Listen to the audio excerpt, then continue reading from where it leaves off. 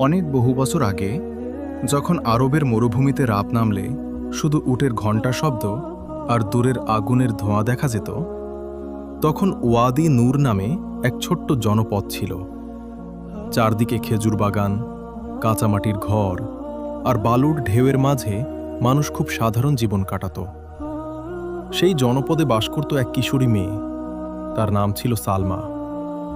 তার চোখে সবসময় এক ধরনের শান্ত আলো দেখা যেত, কিন্তু সেই আলো তার জীবনের সুখ থেকে আসেনি, এসেছিল আল্লাহর উপর অগাধ ভরসা থেকে। সালমার মা অনেক আগেই মারা গিয়েছিল। পরে তার বাবা আরেকটি বিয়ে করেন। নতুন স্ত্রী জাহিরা ছিল রুক্ষ মনের নারী। গ্রামের লোকেরা বাইরে থেকে তাকে ভদ্র মনে করলেও ঘরের ভিতরে সে ছিল কঠিন ও নির্মম। সকাল হওয়ার আগেই সালমাকে ঘুম থেকে উঠতে হতো। সে কুয়ো থেকে পানি আনত, খেজুর শুকাত, উটকে খাবার দিত আর মাটির চুলায় রুটি বানাত। অথচ নিজের জন্য এক টুকরো ভালো খাবারও জুটত না। জাহিরা প্রায়ই বলতো, তোর ভাগ্যে সুখ নেই, আল্লাহ তোকে ভুলেই গেছে। কিন্তু সালমা মাথা নিচু করে শুধু বলতো, আল্লাহ কাউকে ভুলে যান না। এই কথাটা শুনলেই জাহিরা আরও রেগে যেত। একদিন ভয়ঙ্কর খরা শুরু হলো। ওয়াদি নূরের কুয়োগুলো শুকিয়ে যেতে লাগলো। খেজুর গাছের পাতাও হলুদ হয়ে গেল। মানুষ পানি আর খাদ্যের জন্য হাহাকার করতে লাগলো। জাহিরা তখন নিজের লুকানো খাবার ঘরের মাটির নিচে মজুত করে রাখল। কাউকে কিছু দিত না, এমনকি সালমাকেও না। এক রাতে ক্ষুধায় দুর্বল হয়ে সালমা ঘরের বাইরে বের হলো। আকাশে অর্ধচন্দ্র ঝুলছিল, মরুভূমির ঠান্ডা বাতাস বয়ে যাচ্ছিল। সে ধীরে ধীরে একটি শুকনো খেজুর বাগানের পাশে গিয়ে বসে পড়ল। তার দুই হাত আকাশের দিকে উঠল। হে আল্লাহ, আমি জানি আপনি আমাকে দেখছেন। যদি দুনিয়াতে আমার জন্য সুখ লিখে থাকেন, আমি ধৈর্য ধরব। কথাগুলো শেষ হতেই হঠাৎ দূরে একটা শব্দ শোনা গেল। মনে হলো যেন কেউ বালুর ভিতর হাঁটছে। সালমা ভয় পেলেও পালালো না। অন্ধকার থেকে ধীরে ধীরে বের হয়ে এলো এক বৃদ্ধ লোক। তার গায়ে ধুলো ভরা কাপড়, হাতে একটি লাঠি আর সঙ্গে ক্লান্ত একটা উট। লোকটি খুব দুর্বল কণ্ঠে বলল, পানি, একটু পানি হবে? সালমার কাছে নিজের জন্য রাখা অল্প এক মাটির পাত্র পানি ছিল। সেটা দিলে তার নিজের রাতটাও কষ্টে কাটবে। তবু সে এক মুহূর্ত দেরি করল না। পাত্রটা বৃদ্ধের হাতে তুলে দিল। বৃদ্ধ লোকটি দীর্ঘশ্বাস ফেলে পানি খেল। তারপর গভীরভাবে সালমার দিকে তাকালো।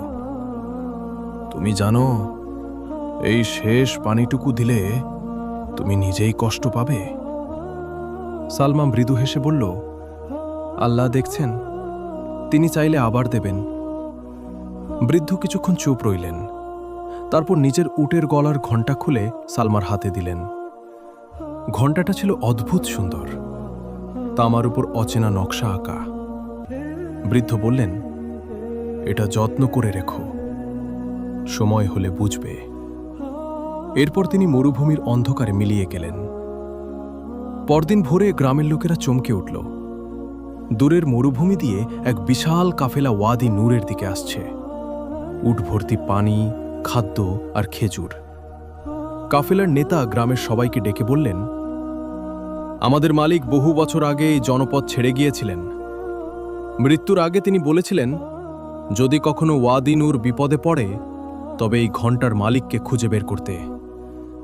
লোকেরা অবাক হয়ে দেখল সালমার হাতে ঠিক সেই ঘণ্টা। জাহিরার মুখ শুকিয়ে গেল। কাফেলার নেতা হাঁটু গেড়ে সালমার সামনে বসে বললেন, গতরাতে আপনি যাকে দাকে পানি দিয়েছিলেন, তিনি আমাদের মালিক ছিলেন। তিনি ছদ্মবেশে মানুষের হৃদয় পরীক্ষা করছিলেন। পুরো গ্রাম স্তব্ধ হয়ে গেল, কারণ যাকে সবাই অসহায় ভাবত, সেই মেয়েটি পুরো জনপদকে বাঁচানোর কারণ হয়ে দাঁড়াল। কিন্তু আসল বিস্ময় তখনও বাকি ছিল। কাফেলার নেতা সালমার হাতে একটি পুরনো চিঠি দিলেন। চিঠিতে লেখা ছিল, যে মেয়ে নিজের শেষ পানিটুকুও আল্লাহর ভরসায় দান করবে, আমার সমস্ত খেজুর বাগান তার নামে লিখে দিও।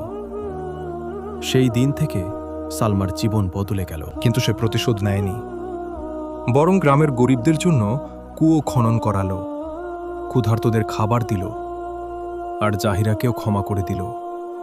কারণ সে জানত যে হৃদয়ে আল্লাহর উপর ভরসা থাকে সেখানে ঘৃণা বেশি দিন টিকে না।